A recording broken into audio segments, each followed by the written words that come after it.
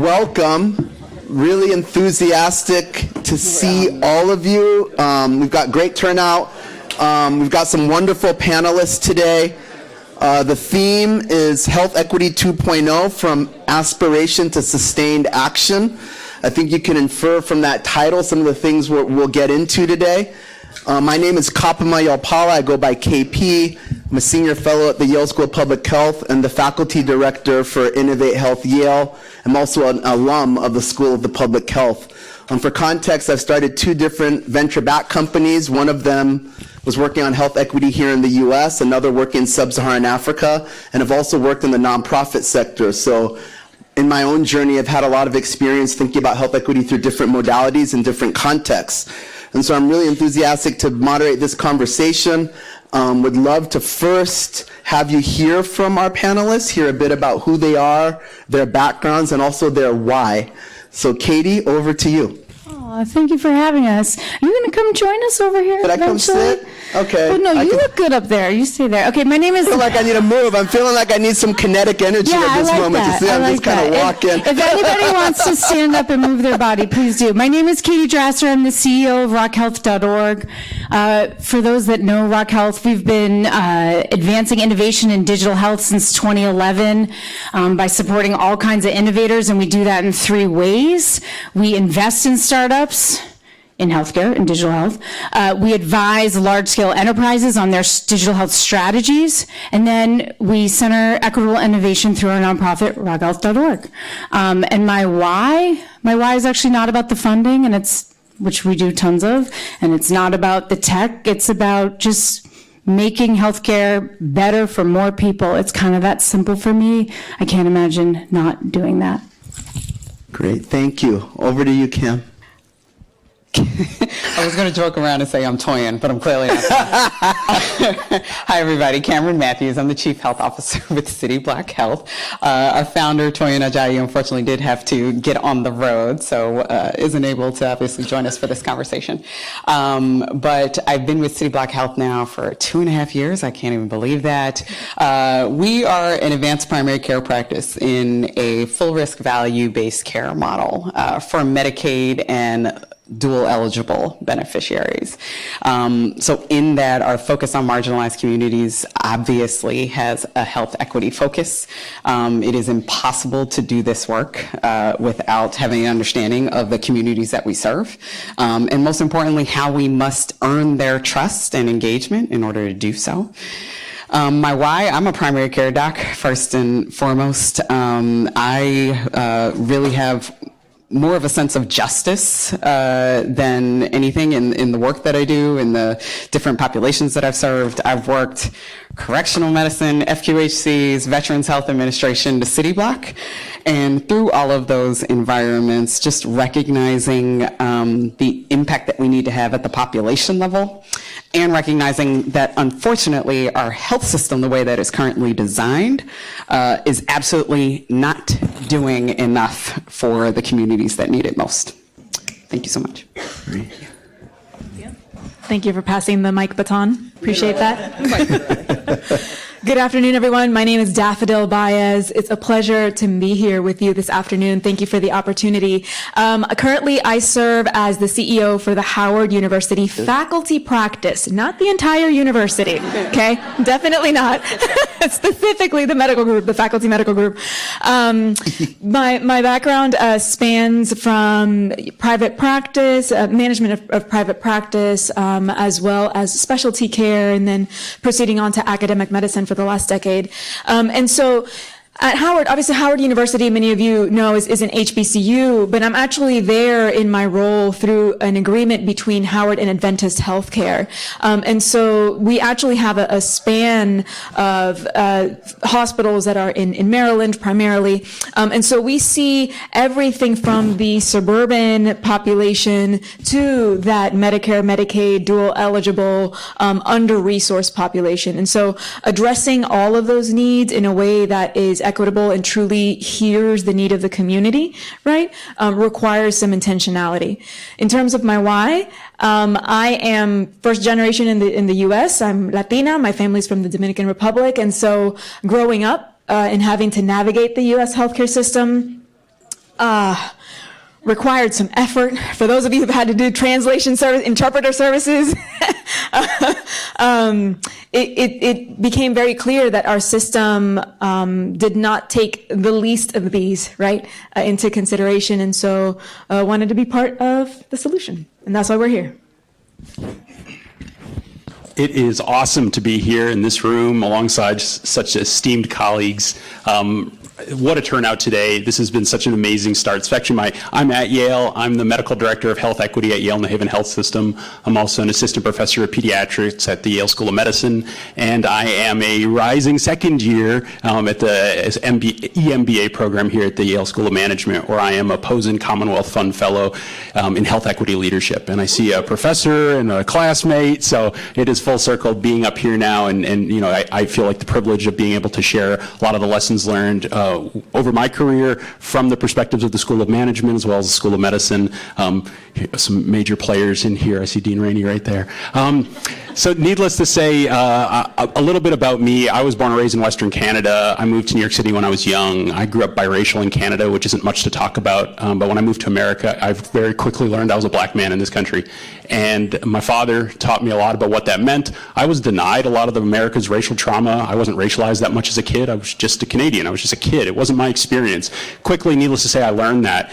In medical school, I had a very proactive education at the University of California, San Diego. It really kind of exposed me to many of the social and political drivers of health at an early age in my career, very intentional education that I got there.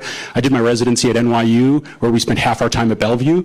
I mean, talk about the ultimate structural segregation of healthcare. If you go left on First Avenue, if you're privately insured, go right on First Avenue, 3 blocks away, same doctors, and we provided different healthcare. So I really wanted to use a lot of my knowledge in quality improvement and change management and really do intentional equity quality improvement. So literally just measuring and segregating or segmenting the run chart data and showing to my colleagues that we ourselves were providing different care and our patients were receiving different outcomes. These things weren't inherent, we were complicit in it. So now that kind of brings me here to Yale, where I met my much better half, my wife in New York. She was finishing her neonatology fellowship here. I was able to come up here, be the medical director of health equity for Yale New Haven Health, an inaugural role that I've had such a privilege and a pleasure serving in.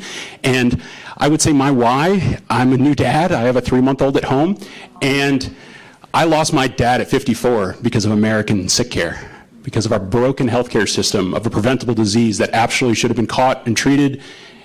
And I look at my son and I just do not want that same thing to happen to me or to happen to him. And I would hope generations later, my dad drank out of different water fountains in this country. I never had that experience. And I sure hope that in 50 years from now, my kid's experience is vastly different than the one that too many of our patients are experiencing today. So that's definitely my why.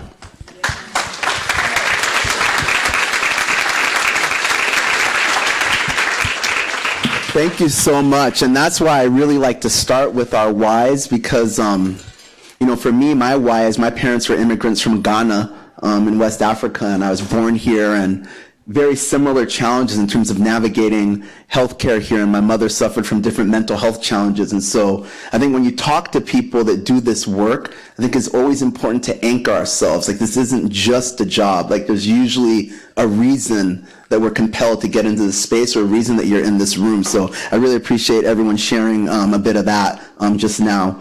So I want to kick off by talking about the state of health equity in this moment, right? I think that, you know, coming through the pandemic, seeing and learning the things that we learned, it's really exposed equity challenges that have been around for a very long time in this context. We now kind of find ourselves in a very interesting space when it comes to this theme. And so I want to kick us off by having our panelists talk a little bit about how you see the state of health equity in this moment. And Rock Health just released a report, I think it's called The Lens on Health Equity. So I'd love for Katie, for you to kick us off with kind of what you found in that report and let people know a bit about it, and then we can hear from other panelists about some of the current themes. Sure. So I will talk a little bit about that report. Cameron was quite helpful and part of the council that pulled that together. These folks are actually driving innovation in communities like New Haven and New York City, so I'm excited to hear from you all. This is a smart room. I'm not going to belabor what's wrong with the U.S. healthcare system in this country. We continue to fail persistently overlooked communities, fact, okay. But I also think we're at a moment where we have a massive opportunity to change that right now. literally right now. So like you do something about it today. At Rock Health, we approach health equity through the lens of digital health innovation. So I just want to make that specific because there's lots of ways to do this. That's the way we approach it. We do that because when you look at tech, the power to scale and the permanence of what tech could do could massively transform and advance health outcomes, access, the experience of healthcare. And then the flip is, especially if we center equity, which we have an opportunity to do, the flip is also true. The exact flip of that, with that scale and permanence and all of that, we could exacerbate massively these persistent challenges and inequities. And so that's the moment we're in. I always say this, I'm sorry, I'm such a broken record on this. Equity, we're at this big innovation conference, equity, in this case, health equity, is not separate from innovation. It actually is good innovation. It's actually necessary for true innovation. We tend to separate them out like they're two separate fields in the healthcare space. They're actually right up in there together. So I'm going to point to 3 things that I'm seeing right now and that our team is seeing that came out of the report. I had to take notes because we have all this data. I can't remember it all in my head.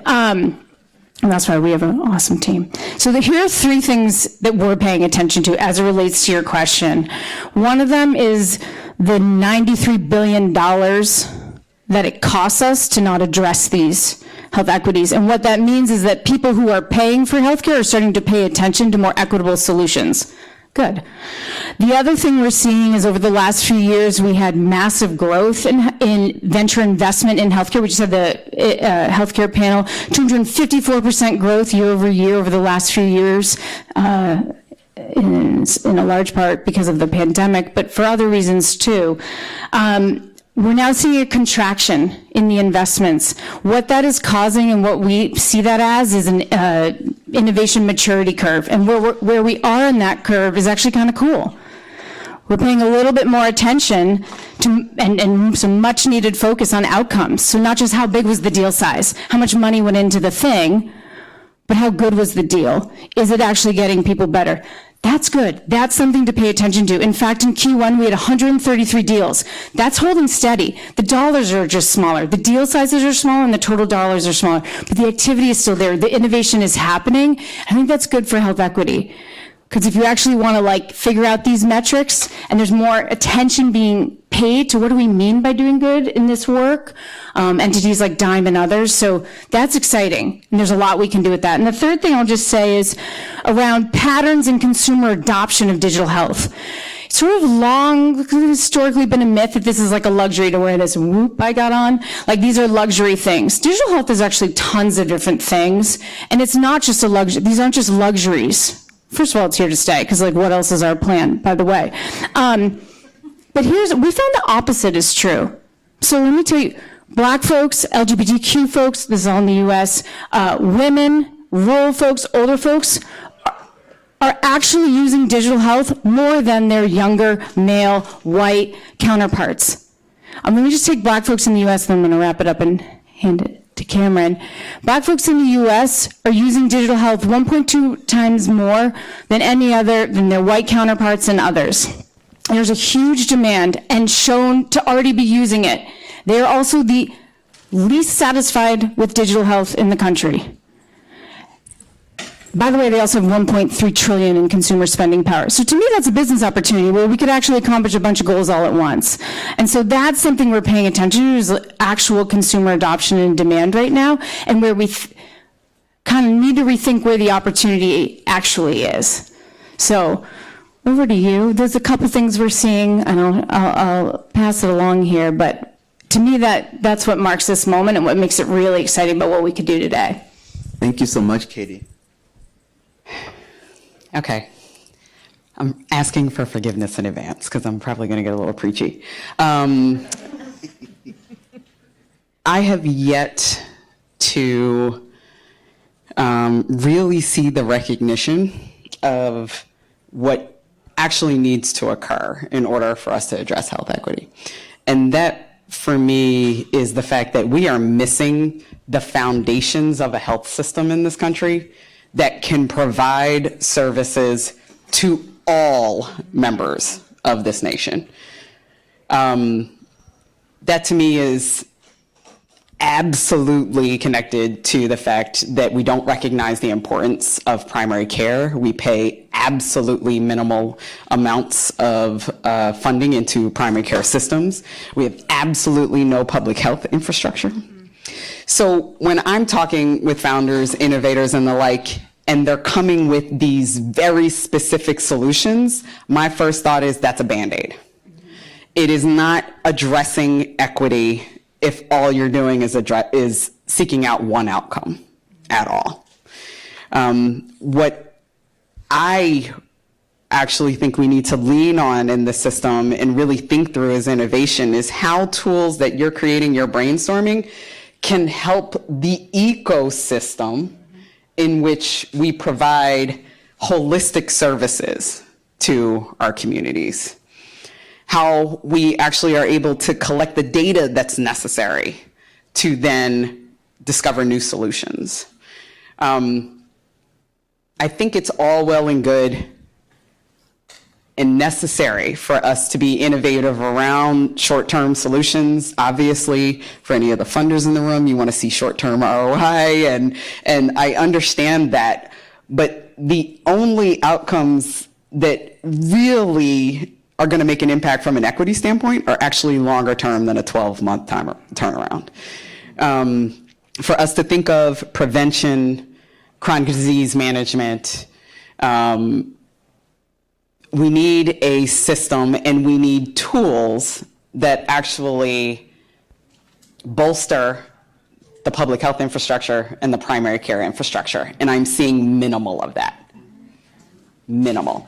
I hate to say this, and as much as I know we need these tools, and I'm totally supportive of them, I know there's tons, we had this amazing conversation with Chelsea today, there's tons of effort around maternity health and women's health, but after a while, once you deliver that baby, you're dropped off after postpartum care. There's nothing looking at long-term sort of services. Even for pediatrics, there's these wonderfully beautiful people that want to take care of these kids, but then as they get older, there's absolutely no primary care infrastructure to transition them into.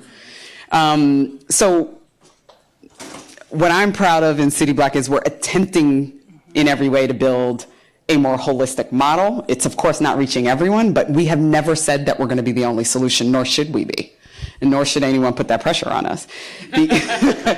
The strength that I see, and my good friend Dave here and I have both practiced with some intention in the VA, the integrated system that we're able to provide to our veterans, not always perfect, not always as holistic in every location. I'm not trying to say it's the perfect solution, but to me it is one model that the rest of the US healthcare system has not yet learned its lessons from. And I think as we think of innovation, how do we actually address the continuity issue, the relationship issue that primary care actually requires, as opposed to forcing someone to communicate with a bot or get screened through some sort of app without any sort of acknowledgement of what comes after that.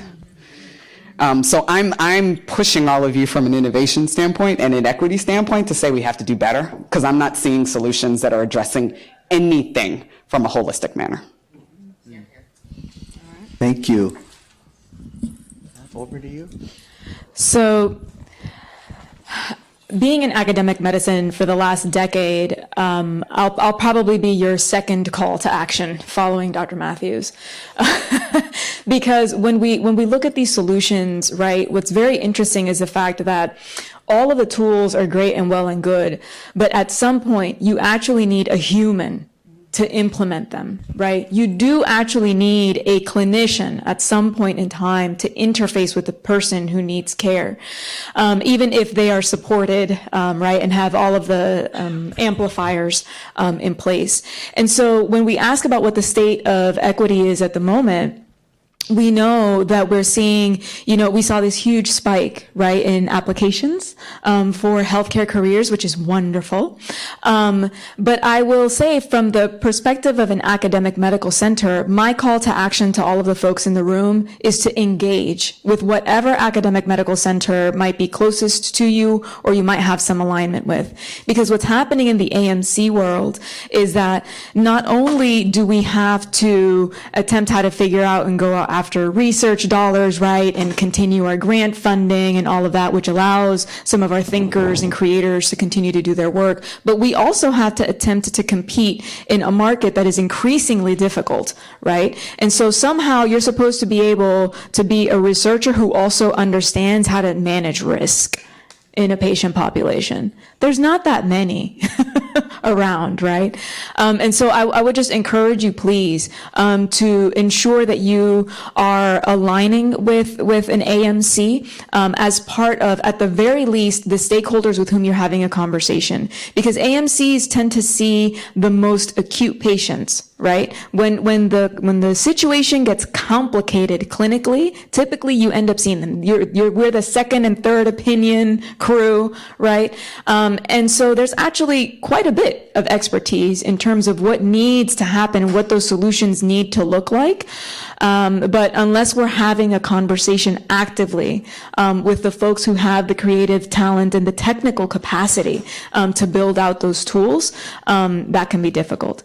The second thing that I would say is the funding for that, right, for that clinical talent pipeline is critical, because ideally, we hire local as well. I know that City Block is really great, right, about ensuring that the folks who are caring for the community also come from the community.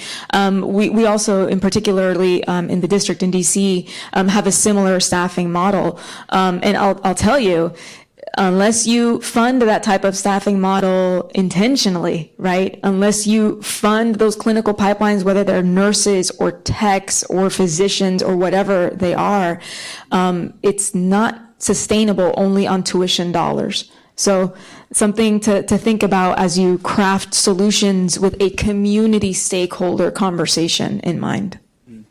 Thank you, Lou. Yeah, I mean, I'll quickly just add to and I'll bring it from the acute care side.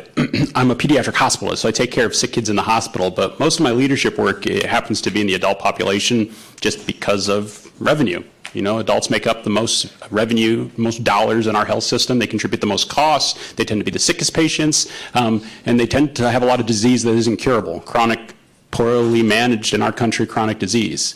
And for the longest time, in 2003, Unequal Treatment was published by, at the time, the Institute of Medicine, now the National Academy. And it described that when you control for socioeconomic status and insurance, i.e. people are kind of levelized, and they make it into healthcare, they're still treated differently. And they hypothesized back in 2003, during the Bush administration, that this related to providers, clinicians, stereotypes and biases about disease. I think for anybody who went to medical school, we were taught that stuff. And we were taught black boy, sickle cell. I don't even need to read, I can go to the next question. White kid, lung, cystic fibrosis, I'm done. That was ingrained into me. Pattern recognition, this was a heuristic. A lot of things to learn in 4 years. This was a heuristic that was taught to me. So for the longest time, the federal government, private and payers, professional medical societies have been complicit in this system of purchasing race-based care, of discriminating in clinical practice, CMS dollars, our dollars being spent and paying providers who were providing cabbages, certain kind of heart surgeries to some people, and aspirin to others. I mean, so clearly on the acute care side, there's not been a lot of accountability, though there was some early attempts at transparency. Thankfully, I'm very optimistic. I'm Canadian, but I don't want to be Pollyannish.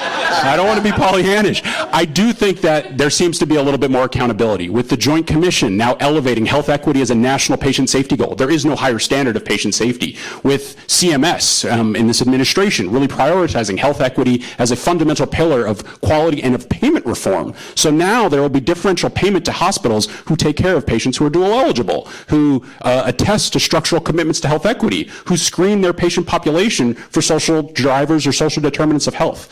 My biggest concern is that for decades now, sociologists, public health researchers have described social determinants and community-based drivers of illness.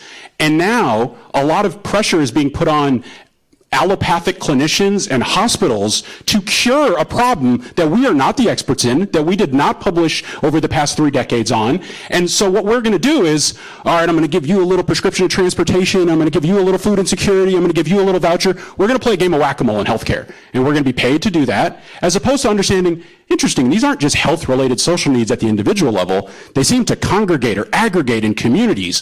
Why is it that New Hallville, maybe a mile away, you want to live 10 years shorter? Move there. Because that is a fact. Less than a mile away, there's a 10-year life expectancy gap. That had nothing to do with the hospital system. Maybe that had something to do with the quality of care we were not providing potentially. Again, this is historical. But what it had a lot to do were policy decisions made in the past of where we zoned for liquor stores, where we zoned for commercial, where we zoned for parks and grocery stores. So these are not just health-related social needs that impact people, and not just social drivers of health that impact community advantages or disadvantages. These are political determinants of health. Policy decisions made in the past or that are being upheld now by inaction by legislature that allow this to flourish. So this isn't just an individual problem, a community's problem. These are legislative problems that can be fixed by policy because they were created by policy. And I would love for healthcare to play a bigger role in advocating for these things, because at the end of the day, we're all paying for this broken, fragmented system that's going to cause you to get seen in an emergency department hallway when your kid breaks their arm, as opposed to what we could do if we were being a little bit more preventative. Because again, like we said, around 5 cents of every federal dollar spent on healthcare is spent on primary care or preventative care. So 95% is reactionary medicine. Right. I mean, that's spot on. I have a couple threads here. I want to get to whole person care with City Block in a minute, but I do want to pick up on a thread because you had a lot of gems for us. So the first one I want to talk about is about how recently Yale New Haven Health removed race and ethnicity as criteria for screening for lung functioning tests, right? I would love for you to talk, because you teed this up, talk a little bit more about how race is used as a heuristic and very imprecisely in how we diagnose and treat. And so I'm curious if you could tell the story of how this happened at Yale New Haven and give people context who aren't clinicians, and why that? Why not? Because this needs to happen for more conditions, but what led to this specific scenario? So to give a little background, there are well over 50 algorithms, care pathways, clinical guidelines, or pharmaceutical indications approved by the FDA that take race or ethnicity into account and recommend different care, separate and unequal care based on the color of your skin. So probably in the early 2010s, mid-2010s, a lot of medical students and junior faculty and medical residents started kind of being in arms around like what we were being taught in medical school. How like, you know, I'm half black, half white. What equation would I get? The black equation, the white equation, something in between? This doesn't really seem like precise, precision medicine we were trying to be taught. And this was an idea that, well, we're going to personalize care to someone based on what we found in the population. And I think that for many of us, we're learning like, well, you're just looking at me and seeing what I look like and just going to give me what you're going to lump me into a group and judge me by the cover and start treating me like that. So it's an ecological fallacy. It's inferring something individual from a population that you assign them to. This is a formal fallacy, but yet we do it a lot in medicine because it seems to, for sex, like we choose a binary, male and female, and we tend to say, well, you're going to respond like all males and you'll respond like all females, and we kind of just accept that. Age, we use these potentially more biological proxies, but for the longest time in our country, race was biologized. It was reified as an innate proxy for genetics. There was an inferior, and really it's a sociopolitical categorization of human worth used to uphold differential access. I mean, it's not that old of a concept. We're talking the late 1700s, Europeans measuring skull sizes, coming up with 5 racial groups. Those same 5 racial groups are now in our US Census. Actually, that'll be extended to 7 with the inclusion of Middle Eastern, North African, and Hispanic or Latino. But sadly, the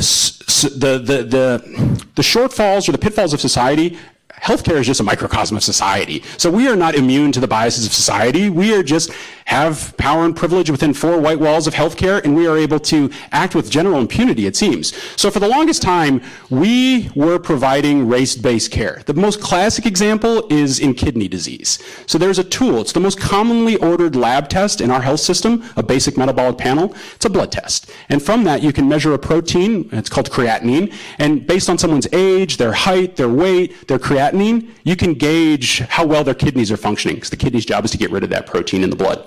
But for some reason, we included a race correction, because researchers, and we reported out EGFR black and EGFR non-black for decades. This came out in 1999, and it really went unquestioned until its fall in 2021. But it really was medical students and residents who started questioning the practice in the 2010s. But the saddest thing ever is that the researchers found the researchers found that in about 1,200 person study, there was about 183 black people, and they had 1,000 white people, and then they had others that they didn't racialize in the study. There's no actually identification of whether this was like eyeball test, like you look this, I'll put you in this group, or whether this was self-reported. Again, don't know what race was playing a proxy for, but they found a difference. And as opposed to saying, wow, the black patients in our study, they seem to have differential kidney function, there's a disparity in kidney function here. They said, this is an innate biological fundamental difference between black and non-black bodies, and thus we should adjust for that difference. We should normalize the difference. We should allow a lower level of normal for black patients. So we decided to boost their equation by about 21%. Thus, when a person comes in with varying levels of kidney sickness, if they're black, they get a boost, and that boost might change a threshold.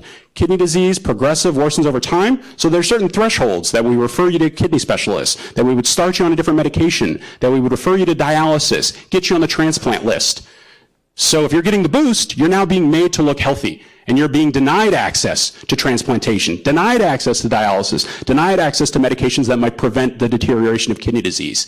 So this was kind of like the first domino to fall, and this was huge kind of uproar in the medical community in 2021. The saddest thing is our patients never knew we were treating them differently based on the color of their skin, and it was really transparent, like the electronic medical record. I remember asking all our senior leaders in 2021 when I joined, is it our official policy to discriminate against our patients on the basis of race? I've never seen a more resounding 50 no's on Zoom in my life. And yet I just showed him a picture of our EMR, and I go, well, what am I supposed to do here? And it was just kind of like this, aha. Like, wow, I've been doing this. I've been a doctor for 20 years. I was hearing colleagues, and I never really thought about it. I just kind of accepted it at face value. So sadly, it was not just in kidney function. It was in 55 other algorithms that we saw that were recommending black patients should get this medication for their hypertension. And it was actually a medication, it wasn't a medication that we would prescribe to non-black patients, which is crazy how either of those groups can be monoliths. I mean, the amount of diversity that exists at a genetic level, there's more diversity between East and West Africa than anywhere else in the world. So there is no black genetic race. I mean, it's just a fallacy. It's just bad science. And what we were finding is that in our health system, once we went back and recalculated who should have been getting access, we actually were able to recalculate time on the transplant list for one of our staff members, and it saved her life. She got a kidney. She gained 3 years back on the transplant list had she not been receiving race-based care or race-based proxy of care, which is just, it was really impacting lives, not just in the literature, not just in ones and zeros on an Excel sheet, but in our own patients and in our own people. And then this kind of opened the idea of like, what else is in here? And we found out that pulmonary function testing was a huge other component where we had different levels of normal based on your skin color, based on they described it as ethnicity. Somehow there was only 4 ethnicities: Black, Southeast Asian, Northeast Asian, and Caucasian. And I find the term Caucasian so funny because it really implies a genetic ancestry to people from the Caucasus Mountains of, southern Russia. And I'm thinking like, it'd be like calling every black person like Nigerian. I mean, it's really bad. But most white people call themselves Caucasian. My family's from Norway. We are not Caucasian, but we are white. And it's important to understand that like these old notions of genetic racism, of biological racism, scientific racism, you say the term racism, ugly, scary, but we use race and we're like, it's okay, it's social categorization, it's nice. No, it is just the byproduct of racism. It's what racists did to justify how they could treat people differently, and here we were in 2021 being like, oh my gosh, we were duped. We were doing exactly that, and we didn't even realize it. So we began the painstaking process of literally trying to de-implement this equation by equation and identifying how it was disproportionately limiting care from African American and other racialized minorities or racially minoritized patients to the advantage of white patients. It wasn't like half and half. They all seemed to over-advantage white patients. It was just a master's plan. This is such an important theme, right? Because a lot of people, if you're not trained in medicine, you would not know this, right? So now imagine a health equity innovation ecosystem where developers are building solutions or algorithms on these faulty premises, right? So you can start to think about how our innovation ecosystem will actually perpetuate and inadvertently these challenges, right? So now we're just talking about the clinical side. I mean, it's funny, I went to my doctor a little while ago, and typical BMI, right? It's like, oh, your BMI is a little bit high. He's like, well, I guess you're black, so you're a little big bone, right? So it's okay. For me, I could have a higher BMI, right? Because I'm black. I'm serious, though. And it was the same thing with, like, cholesterol, all these things, right? Like, oh, but you're black, so, right? BMI is another one we don't talk about. Like, there's a different threshold. And we know BMI is correlated to hypertension, whatever. So if you've increased the threshold, right? And so these are things that people may not be aware of, right? When we think about health equity and we're trying to, like how does this become concrete? Right? People sometimes feel like this is such an abstract issue. It's not abstract. He just brought us to the ground, right? So I want to kind of move from or do you want to get in there for a second? Let me jump in there. Please. She's like. So I think yes, my God, yes. Thank you. What we need to recognize is the inequities, the racism built into our diagnoses algorithms. But we then also need to acknowledge, however, we need different solutions in treatment algorithms. That we need to design solutions that are tailored to the people that we're serving, as opposed to thinking that there is a one-size-fits-all solution that can be applied to different populations. I think the fact that we do now recognize social drivers of health in a lot of the work that we do, yes, is on the backs of us to now take on a great deal more of effort when we're treating patients, especially in the primary care setting. But we also have to recognize that the solutions to address chronic disease, the solutions to actually engage with these people cannot be the same between what's happening at Yale Hospital versus a public hospital down the street. That we need to design our solutions that are tailor fit for the people that we're trying to solve for. And so part of that is removing race and conversation from the diagnosis category, but recognizing at a community level, at an actually very individualized level, that the solutions will need to be differentiated. And that the inequities that actually got us to this current state can only be solved by tailor-fit solutions. Right, well put. No, I think that's spot on. And so what I want to do, I'm looking at our dean at the School of Public Health right now, and I'm thinking about our conversations on public health, right? So we're in the clinical side. So if we took a spectrum and we're thinking about health equity, right? We just heard a really compelling area of practical action in Health Equity 2.0 around the clinical algorithms, right? That's like clinical intervention. Then there's population health. Then there's, I would say, public health, right? That might be a frame we use.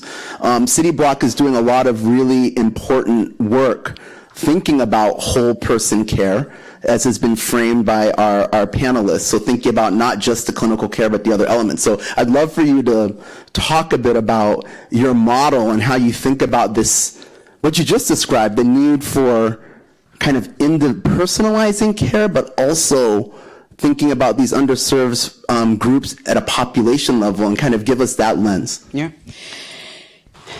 City Block's innovation comes from really taking evidence-based methodology. I'm not treating diabetes differently. Like there is no real innovation in how we're treating disease, how we're providing just good primary care to the individuals that need it. Our innovation comes from being, again, purpose fit for those individuals. So what do I mean by that? Number one, we in every way are trying to build out a model. Again, I just take so many learnings from the VA that is one-stop shop.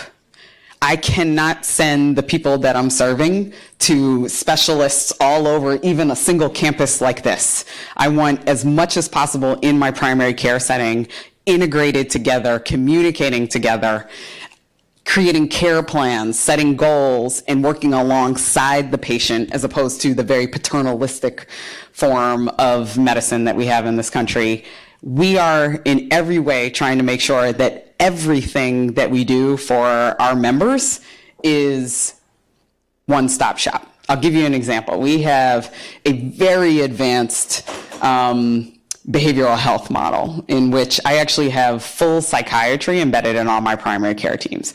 If you guys don't understand what that means, primary care, we often talk about behavioral health integration, but when we say integration in this country, when you look at any of the funding models and the like, it means co-location.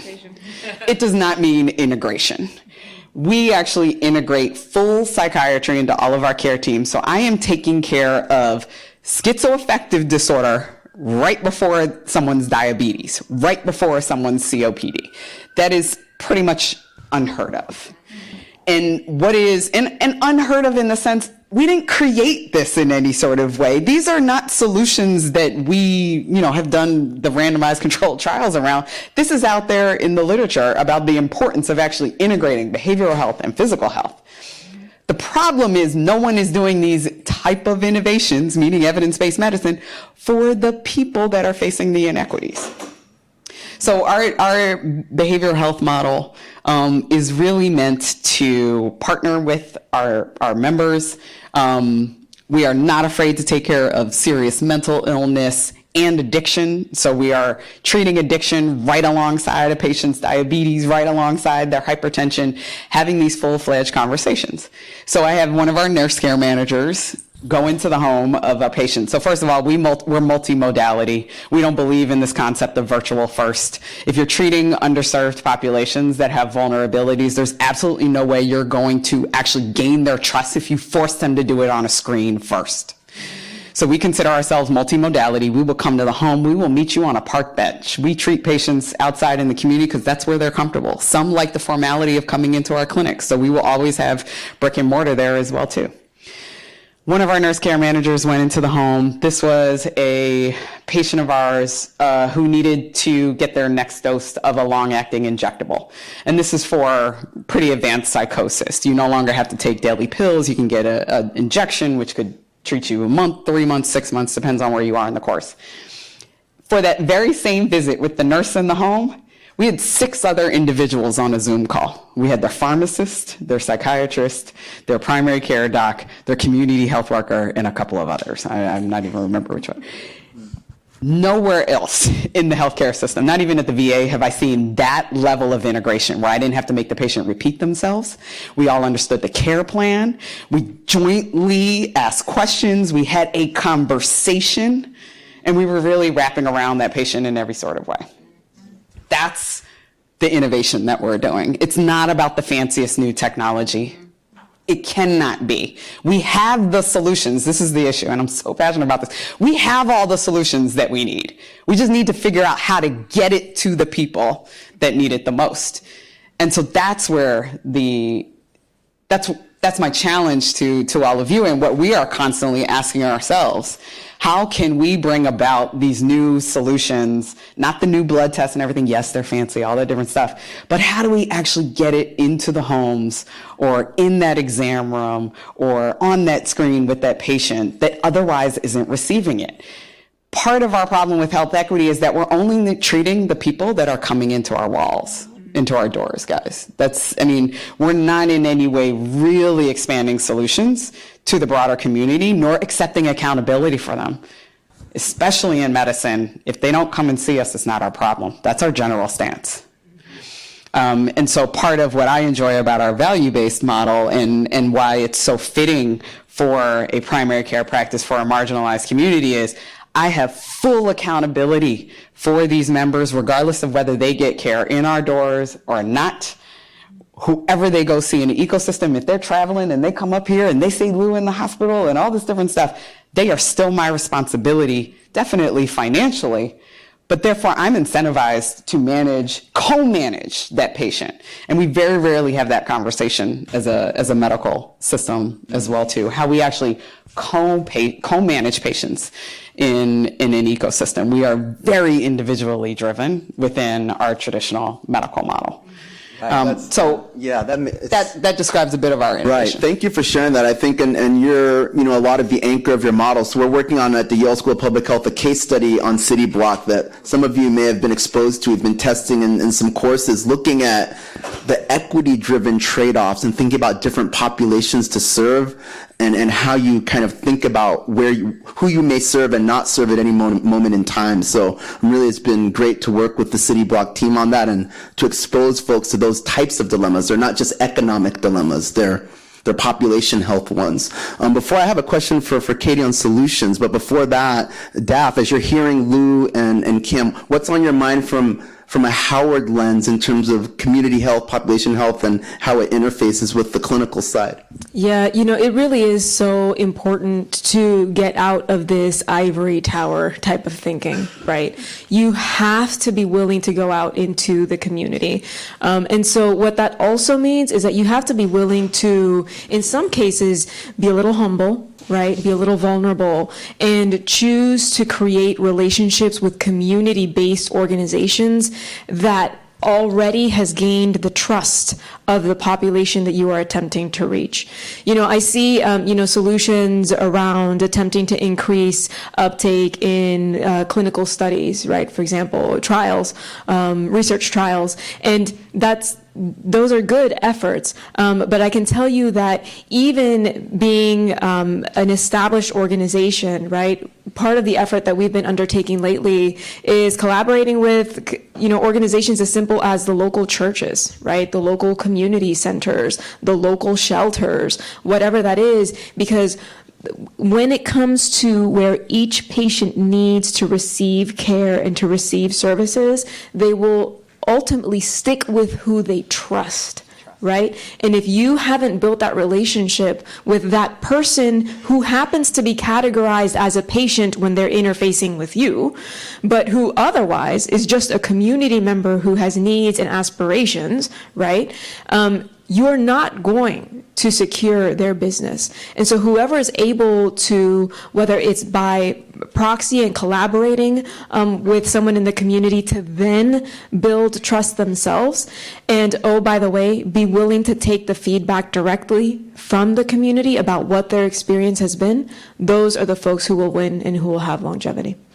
Great, thanks for that. No, that makes a ton of sense and connects well with those themes. So Katie, as I'm hearing this conversation, I'm thinking about all the different innovators that come to you seeking advice, coming with their next, digital health solution or thinking intentionally about how to build for equity, right? A meaningful solution. I think we've gotten a good sense here of how people are kind of thinking about that from the provider side. What advice do you have for innovators, right? Because we're hearing a lot about innovation not just being a new gadget, but really more operational, process-oriented, and that can run maybe into conflict sometimes with how some folks might think about innovation in this space. How about a microphone? I think about this in a few ways. I mean, when we say innovators, we're actually not just talking about startup entrepreneurs. We're talking about public sector entrepreneurs. We're talking about people like the folks on this panel and in this room who sit in all kinds of ways in the ecosystem. So I just want to be clear about that. We do spend a tremendous amount of time with entrepreneurs. I think where I'm inspired, and so when I think about solutions, and you heard me mention some business numbers earlier. City Block, you just heard how great City Block is. What you didn't hear is it's also a great business. And that inspires me. It's not bad for business to have 7 people on the Zoom. They're actually moving the needle on a few fronts, including financial returns, including their economic model, which I think we should take note of. I certainly do. A couple things for innovators. I'm haunted by one little thing I just have to say, which is I've spent my life in health equity. I get a little haunted sometimes that we're all aiming let's equity. What do we mean? The same mediocre care that everybody gets? And this system's so broken. And so I want our aspirations to be quite a bit bigger and look at the solutions that already exist. So I'm not saying go design something new. Look at where it exists and then believe it can be done in this way. That's an aspirational shift that's sort of beyond health equity, quite frankly. It's a bit more transformative that would actually be great for every person in this country if we could do that. In terms of other solutions, one of the things that was said is, how do you innovate on top of crappy data, for instance? When I look at entrepreneurs that are actually taking a integrated or holistic or systems approach, I love system entrepreneurs. sometimes they need a longer on-ramp to design their solution because they're building on bad data. They actually need to go create a data set to then build their model because our data sets are so bad. And so I'm encouraged and would like to see a heck of a lot more of blended finance models where you actually move along with the entrepreneur or with the innovator based on where they are and not based on the kind of money you have. I'd like the financing to be more flexible. I'd like the idea to reign supreme and the design to be excellent. And I see too many entrepreneurs. You hear about VC. Too many entrepreneurs are trying to raise VC dollars, especially in health equity. The reason you know that money exists is it's a part of their model. Part of the model of VC is hype. So it's good marketing. You literally know who they are. You literally know what door to knock on. There's all kinds of other money in this space. All kinds of other money. Public sector dollars. I wish it was easier to find that. I'd love somebody to actually, we might do this, but go map out where all that money is. Sounds like a good project. So that's like some of, those are a couple little, I'm not giving you, I'm not going to solve all this single-handedly here. We all do this together, but those are some things in my mind related to this, is how we think a little bit differently about the money, where the opportunity is, what we even mean by health equity. And then lastly, just as we're supporting entrepreneurs, if you're an investor in this room, you better make sure that every person on that team is paying themselves. Who gets to work for free? Who gets to design these things? We need a whole bunch of different people in this space designing, and I'm encouraged by the amount of talent that's come into this space. Do you know that, you heard Chelsea Clinton this morning talking about 1.2% of funding goes to women. We know in digital health from our data, we have at least 50% women founders in this space. At least 50%, not a pipeline problem. Let's just take women. I'm just taking women for a second. Not just doing women's health, doing all kinds of things. Women in this space, at least 50%. They're only getting 13% of the dollars. But the trend is going up. And so this is the type of thing I want us paying attention to. Who we're funding, who's at the table, who's designing these solutions, who are you building with. You just heard how well these things are being built because of who's at those tables. That's the kind of stuff that we're paying attention to, where I think some solutions, more and better solutions, will continue to emerge.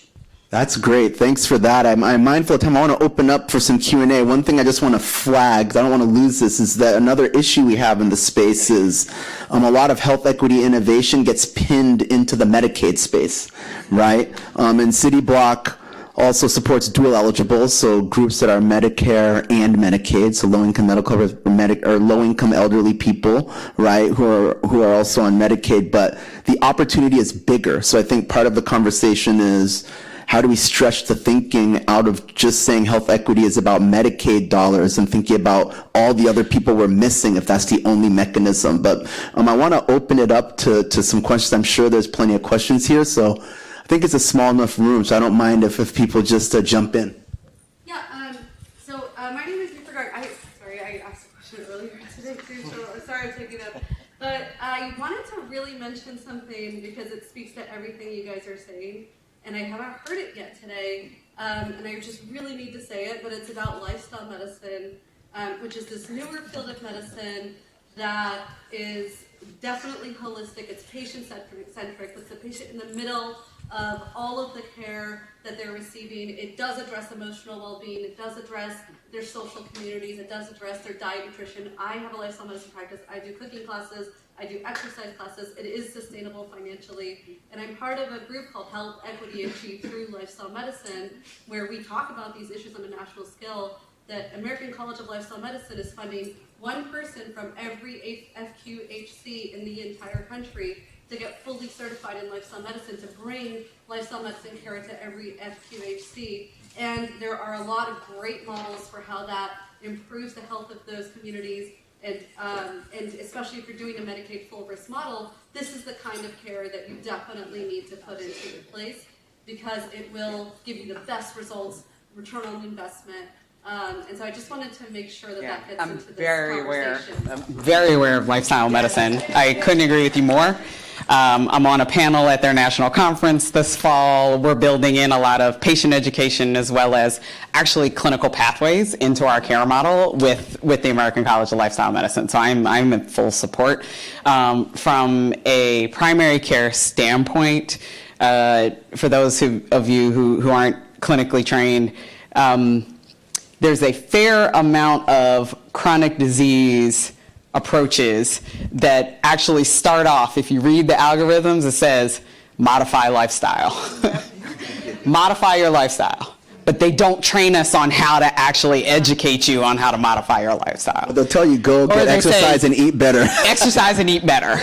What does that mean? We're not trained in medicine to do that. And that's what this American College of Lifestyle Medicine, all the major primary care academies, including my own American Academy of Family Physician, we endorse lifestyle medicine in every way. And I've definitely pulled that into City Block. So thank you for raising that. I think in every sort of way, prevention is the necessary approach, as opposed to our reactive system.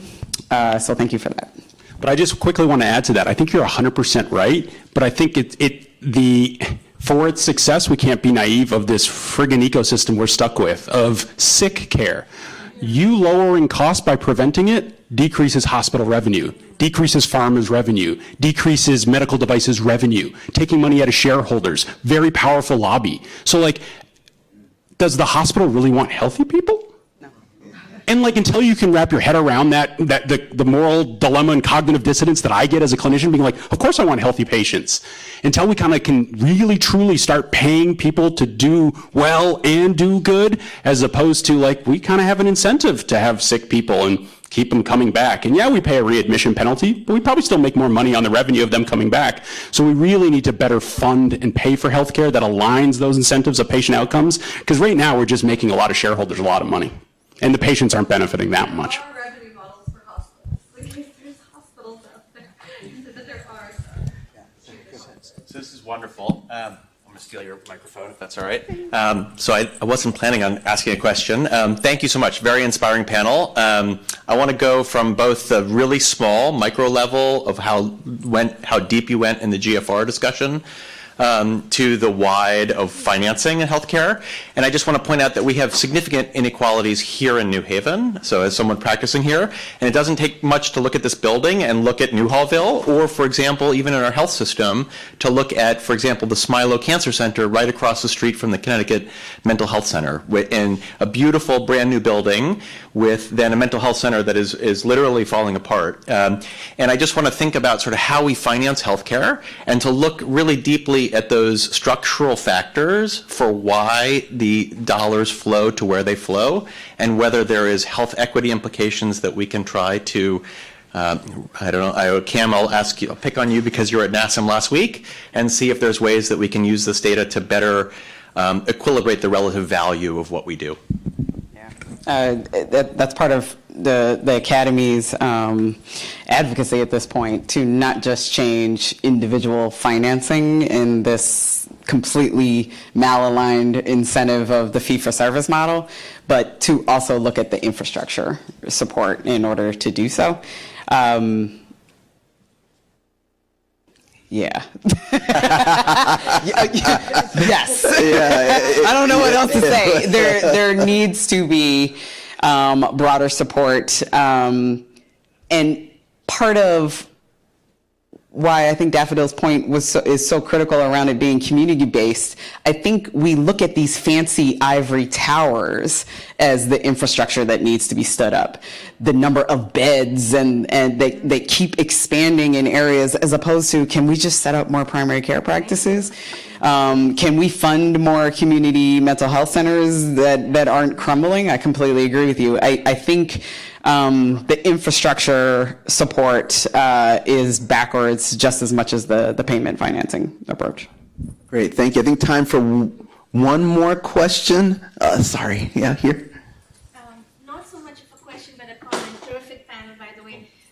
For innovators here in the audience, if you are thinking about coming up with solutions that address health inequities in minority populations, there is a fund from the NIH that is specifically dedicated to disperse those funds by way of SBIRs and STTRs. The agency is called NIMHD. It used to be a $12 million fund, and now they've increased the pool to $20 million. So even the government is seeing the value in providing innovators the support, the dollars, the grants that are needed to bring solutions to the market to address these issues. So just sharing it out there. Thank you so much. I think let me pull one more question. Yeah, go ahead. Hi there. Thank you so much, guys. This has been really interesting. I have a question, dovetailing from one of the conversations from before.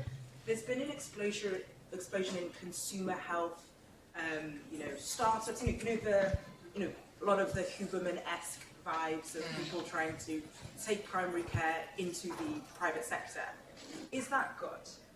Do you have any concerns? Very curious. I personally have significant concerns. Sorry, not that we're on recording or anything. I personally have significant concerns because I do think healthcare requires a partnership. I do think that there is a limit to what a technology and a person together in a partnership alone can actually accomplish. I think there is in every way the need for there to be someone with a bit more experience and a bit more knowledge to help navigate that patient through hopefully shared decision making, through the rest of the ecosystem in which they then need to find themselves. I think it's a bit of a travesty when I've seen, oh my goodness, guys, because of course everybody's coming to our doors. I have seen screening tools for mental health, conversations, AI-supported sort of chronic disease management for diabetes. I've seen definitively even kind of nutrition and exercise and the like. And literally when you go through all of the algorithms at the end, contact your PCP. Like there's absolutely minimal focus on how to integrate those tools into the rest of the needs that patient is going to have. So I actually think it's doing a disservice. And I think the point that we made, actually Megan and Chelsea made this morning about it actually undermining trust a fair amount, that we turn patients toward these tools, but then the rest of the healthcare ecosystem can't support them when they need more. It causes more disengagement, fragmentation, and loss of trust.